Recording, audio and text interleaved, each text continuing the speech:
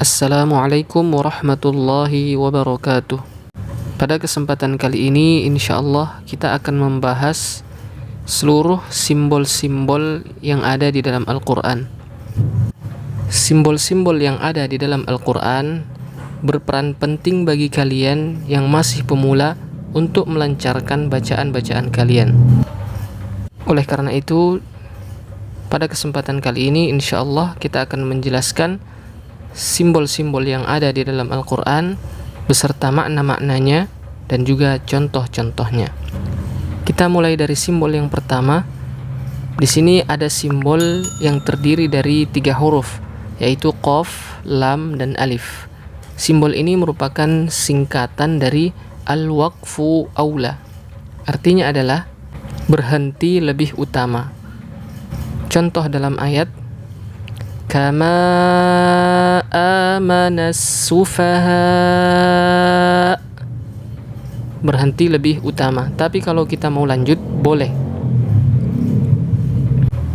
Kemudian simbol yang kedua terdiri dari 3 huruf juga, shad, lam, dan alif. Ini juga singkatan dari al-waslu aula, disambung lebih utama. Contoh dalam ayat, وَقَدْ أَضَلُّوا كَثِيرًا وَلَا تَزِدِ الظَّالِمِينَ إِلَّا ضَلَالًا. Tapi kalau kita mau berhenti juga boleh. Kemudian simbol berikutnya ada la. Maknanya adalah la yajuzul waqf, tidak boleh berhenti. Contoh dalam ayat, illa imra'atahu qaddarna innaha laminal ghabirin. Kemudian simbol berikutnya adalah mim. Mim ini maknanya adalah lazimul waqf, harus berhenti. Contoh dalam ayat, innama yastajibul ladzina yasma'un wal mauta yab'atsuhumullah. Kemudian simbol berikutnya ada huruf jim. Maknanya adalah jawazul waqf, boleh berhenti dan juga boleh lanjut. Kita bebas untuk memilih. Tidak ada yang lebih utama dari keduanya. Sama-sama boleh. Contoh dalam ayat, bal rafa'ahu Allahu ilaih. Kalau mau lanjut, bal rafa'ahu Allahu ilaihi wa kana Allahu azizan hakima. Kemudian simbol berikutnya tanda titik 3 yang berdekatan. Simbol ini menunjukkan kita hanya boleh berhenti pada salah satu tanda saja. Contoh dalam ayat, dzalikal kitabu la raib fihi hudal lil muttaqin. Atau kita berhenti pada tanda yang kedua, dzalikal kitabu la raib fihi hudal lil muttaqin. Kita tidak boleh berhenti pada 2 tempat. Contohnya, dzalikal kitabu la raib fihi hudal lil muttaqin. Bacaan yang seperti itu adalah bacaan yang keliru. Kemudian simbol berikutnya adalah sin. Sin ini menunjukkan bacaan sakta. Apa itu sakta? Sakta adalah berhenti tanpa mengambil nafas. Contoh dalam ayat, wa qila man raqa. Kita berhenti tapi tidak boleh mengambil nafas. Dan juga pada simbol sin kita tidak boleh meneruskan bacaan. Seperti contohnya, wa qila man raqa atau wa qila man raqa. Kita harus berhenti tapi tanpa mengambil nafas. Kemudian simbol berikutnya ada huruf mim. Simbol ini menunjukkan bacaan iqlab. Contoh dalam ayat, qalu ya wailana man ba'athana. Kemudian simbol berikutnya ada tanda bulat yang disebut dengan sifr mustadir. Tanda bulat seperti ini biasa kita jumpai di atas alif dan juga di atas ya. Tanda bulat seperti ini menunjukkan batalnya fungsi dari sebuah huruf.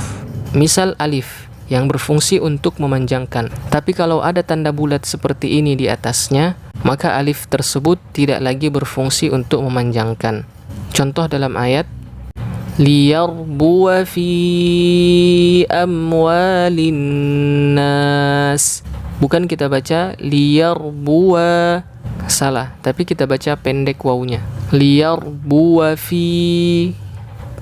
Kemudian simbol yang berikutnya adalah masih simbol bulat, tapi sedikit berbeda dengan simbol bulat yang di atas. Simbol bulat ini agak sedikit lonjong atau memanjang. Ini disebut sifr mustatil. Dan sifr mustatil ini hanya kita jumpai di atas alif. Fungsinya adalah apabila simbol ini berada di atas alif, maka alifnya tidak berfungsi untuk memanjangkan apabila kita tidak berhenti atau tidak waqaf.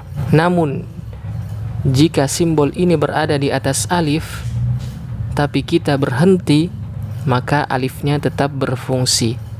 Supaya lebih jelas, kita praktekkan dalam ayat. In tarani ana aqalla. Alifnya tidak berfungsi karena kita sambung. Ana aqalla minka malan wa walada. Tapi kalau kita berhenti, maka alifnya tetap difungsikan. In tarani ana aqalla minka malan wa walada. Kemudian simbol berikutnya adalah tanda sukun, yang mana simbol ini berfungsi untuk mematikan vokal dari sebuah huruf. Contohnya minu kama. Vokal dari hamzah dimatikan. Kemudian simbol berikutnya adalah simbol yang bentuknya seperti ini. Simbol ini biasa diletakkan di atas alif, yang mana fungsinya adalah merubah alif menjadi hamzah wasol.